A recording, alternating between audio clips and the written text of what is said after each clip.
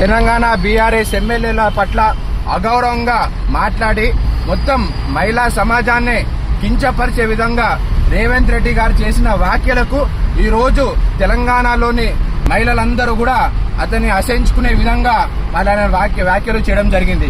తెలంగాణ సంస్కృతిలో మహిళలకు ఎంతో గౌరవం, అదే కాకుండా ఏ విధంగా అయితే మనం మహిళలను గౌరవించుకుంటామో మనం చూసాం. రోజు గౌరవ ముఖ్యమంత్రి వర్యులు రేవంత్ రెడ్డి గారు అధికారం ముందు ఒక విధంగా, అధికారం వచ్చిన తర్వాత ఒక విధంగా ప్రవర్తిస్తున్నారు. ఏదైతే అధికార దాహంతో అలా ఎన్నెన్నో మాటలు చెప్పి ఈ రోజు మొత్తం శాసనసభల్లోనే గౌరవ సభకు, గౌరవ సభ్యులకు అందరికీ కూడా అగౌరవం చెందే విధంగా రేవంత్ రెడ్డి గారు నిన్న మాట్లాడడం జరిగింది. ఈ రోజు మరి ఒక ముఖ్యమంత్రి అయ్యుండి తన స్థాయిని సోయి లేకుండా ఈ రోజు మహిళా సభ్యులని కించపరిచే విధంగా ఒక మహిళలను ఆయన అన్న మాటలు మనం విన్నట్టయితే మరి చాలా బాధాకరం. ఒక మహిళని నమ్మినట్టయితే ఆయన నిన్న సభలో కేటీఆర్ గారిని ఉద్దేశిస్తూ మీ వెనుక కూర్చున్న అక్కలను మీరు నమ్మినట్టయితే మీ బతుకు బస్టాండ్ పాలవుతుందనే విధంగా రేవంత్ రెడ్డి మాట్లాడడం మరి సిగ్గుచేటు. ఒక శాసనసభ చరిత్రలోనే ఎప్పుడు కూడా ఇలాంటి ఒక ముఖ్యమంత్రి ఇలాంటి వ్యాఖ్యలు చేసింది కూడా మనం చూడలేదు.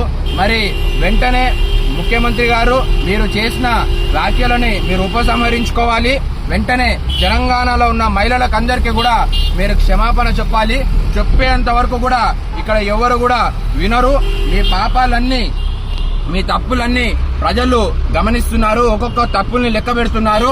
మరి మీ ప్రజలందరూ కూడా నిర్ణయించుకున్నారు. ఈ రోజు గాని ఎన్నికలు జరిగితే మరి మీకు ఎటువంటి బుద్ధిని, ఎటువంటి ప్రజలు ఎటువంటి తీర్పిస్తారో మీరే చూస్తారు.